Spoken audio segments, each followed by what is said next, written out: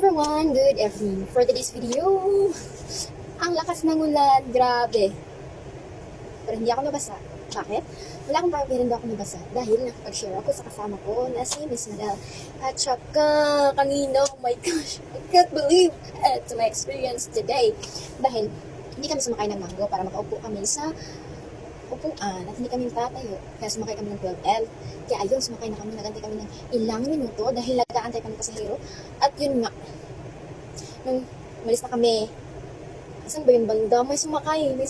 Basta, sumakay kami, mga ilang minuto, ayun, puno na. Dahil, tapos, may biglang pumara. Tapos yung pumara, sumakay na. Tapos, nagkabit lang siya. Tapos biglang sumakay yung parang addict na tao. Parang addict lang. Or so judgmental, Clarissa Lord.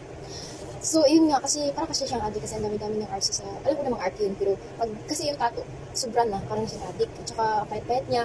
Tapos, sabi niya, nakapamasahe na ba ang lahat? Magmasahe na kayong lahat. Magpamasahe. Nakaplite. Yung Bisaya. Papasahe. Ko alam, basta, ayun nga. Tapos, meron siyang hawak na baril.